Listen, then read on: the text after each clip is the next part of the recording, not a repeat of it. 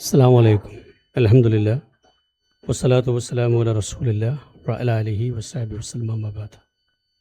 വേദിയിലുള്ള വിശിഷ്ടാതിഥികൾ, രക്ഷിതാക്കൾ, കുട്ടികൾ, അധ്യാപകർ,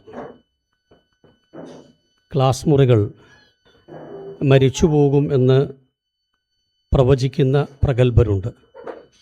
ഓഗ്മെൻ്റഡ് റിയാലിറ്റിയും വെർച്വൽ റിയാലിറ്റിയും മിക്സഡ് റിയാലിറ്റിയും ഒക്കെ ഉള്ള ക്ലാസ് മുറികൾ വരുന്നതോടെ സാധാരണ ഒരു ടീച്ചറുടെ ക്ലാസ്സിനേക്കാളും വളരെ ഫലവത്തായി ഒരുപക്ഷെ കൂടുതൽ കുട്ടികൾക്ക് അനുഭവേദ്യമാകുന്ന ക്ലാസ് മുറികളുണ്ടാകും.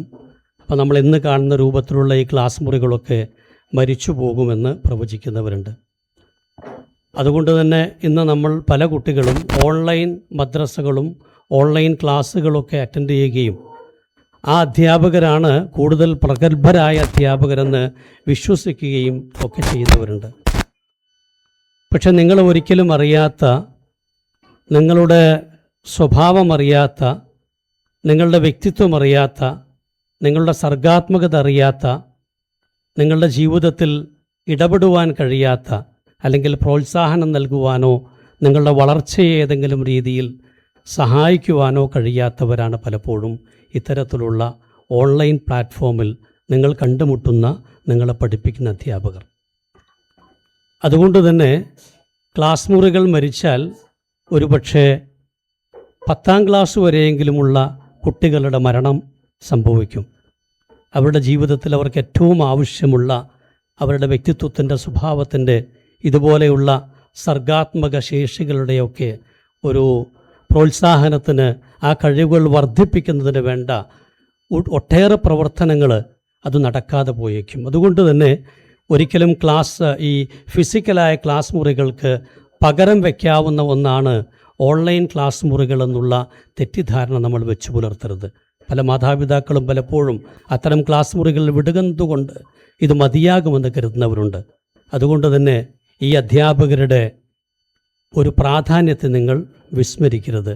മാത്രമല്ല, നിങ്ങൾ ജീവിതത്തിൽ ആർജിച്ചെടുക്കുന്ന എല്ലാ കഴിവുകളുടെയും പിറകിലുള്ള, നിങ്ങളെ നിങ്ങളാക്കി മാറ്റുന്ന ആ ഒരു പ്രക്രിയയുടെ പരിമിതമാണെങ്കിൽ പോലും ഉള്ള ഒരുപാട് കാര്യങ്ങൾ നടക്കുന്നത് ഈ പറയുന്ന സ്കൂളുകളിലും മദ്രസകളിലുമൊക്കെയാണ്.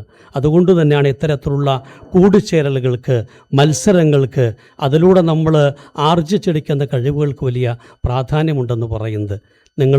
ഇപ്പോൾ നിങ്ങൾ കഴിവുകൾ നേടിയെടുക്കുന്ന ഒരു സമയത്താണ്.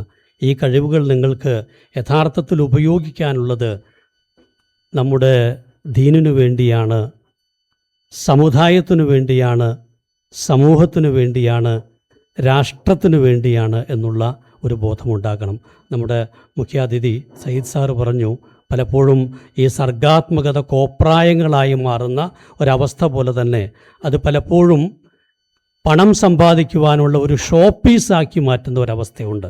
യഥാർത്ഥത്തിൽ നമ്മളെ സംബന്ധിച്ചിടത്തോളം, മുസ്ലിങ്ങളെ സംബന്ധിച്ചിടത്തോളം ഈ കഴിവിൻ്റെ ഏറ്റവും വലിയ ആവശ്യകത എവിടെയാണ് എന്ന് മനസ്സിലാക്കി അതിനുവേണ്ടി ഇത് വിനിയോഗിക്കുമ്പോഴാണ് നമ്മുടെ കഴിവുകൾ സാർത്ഥകമാകുന്നത്, പരലോകത്തുകൂടെ പ്രതിഫലാർഹമായി തരുന്നത്. അതുകൊണ്ട് തന്നെ അത്തരത്തിലുള്ള കൃത്യമായ ഒരവബോധം, ഒരു ധാരണ നിങ്ങൾക്കുണ്ടാകണം എന്ന് അഭ്യർത്ഥിച്ചുകൊണ്ട് എല്ലാവർക്കും അവരുടെ കഴിവ് തെളിയിക്കുവാനുള്ള അവസരങ്ങൾ ഉണ്ടാകട്ടെ എന്ന് ആശംസിച്ചുകൊണ്ട്, എല്ലാവർക്കും വിജയം ആശംസിച്ചുകൊണ്ട്, ഈ പരിപാടി ഒരു മഹത്തായ വിജയമായി മാറട്ടെ എന്ന് ആശംസിച്ചുകൊണ്ട് ഞാൻ എൻ്റെ വാക്കുകൾ അവസാനിപ്പിക്കുന്നു. വാഹിർ ദഅ്വാനാ അൽഹംദുലില്ലാഹി റബ്ബിൽ ആലമീൻ. അസ്സലാമു അലൈക്കും.